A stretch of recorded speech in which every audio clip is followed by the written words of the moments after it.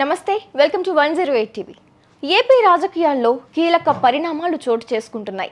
Party బలోపేతం కోసం జనసేన కొత్త వ్యూహాలు అమలు చేస్తోంది.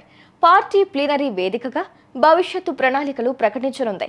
ఇదే సమయంలో క్షేత్రస్థాయి నుంచి పార్టీ బలోపేతం కోసం కొత్త నిర్ణయాలకు సిద్ధమవుతోంది. ఇక నామినేటెడ్ పదవుల్లోనూ 30 నుంచి 40% దక్కేలా పార్టీ నాయకత్వం ఒత్తిడి తెస్తోంది.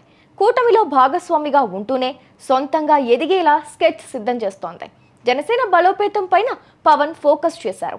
కూటమిలో భాగస్వామిగా ఉంటూనే పార్టీ మరింతగా ఎదిగేలా ప్లాన్స్ సిద్ధమవుతున్నాయి. సొంతంగా బలం పెంచుకోవడం కోసం కొత్త ప్రణాళికతో ముందుకొస్తున్నారు. ఇందుకు పార్టీ ప్లీనరీ వేదిక కానుంది. 3 రోజుల పాటు పిఠాపురం వేదికగా జరిగే పార్టీ ప్లీనరీలో పలు కీలక నిర్ణయాలు తీసుకోనున్నారు. పార్టీ సభ్యత్వం, కమిటీల నియామకంతో పాటు భవిష్యత్తు ప్రణాళికలు, లక్ష్యాలను పవన్ ఆవిష్కరించనున్నారు. తాజా ఎన్నికల ద్వారా రాజకీయంగా దక్కిన పట్టు మరింత పెంచుకునేలా వ్యూహాలు సిద్ధం చేస్తున్నారు. ఇదే సమయంలో ప్రస్తుతం ప్రకటిస్తున్న నామినేటెడ్ పదవుల్లో 30 నుంచి 40% వరకు పార్టీకి దక్కేలా ఒత్తిడి తేవాలని పార్టీ నాయకత్వం నిర్ణయించింది.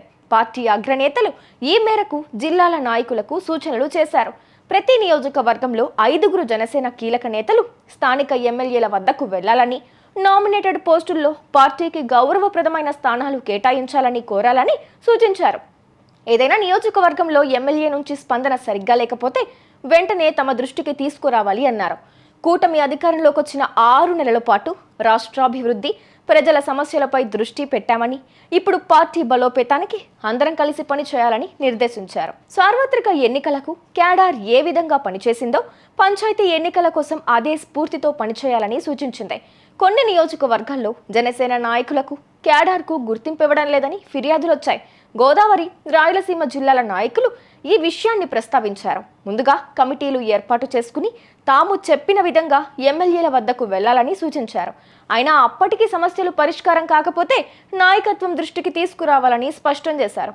దీని ద్వారా పార్టీ ప్లీనరీ నాటికే ఒక స్పష్టమైన ప్రణాళిక ఖరారు చేసి పిఠాపురం నుంచి కొత్త రోడ్ మ్యాప్ ప్రకటించేలా కసరత్తు కొనసాగుతోంది.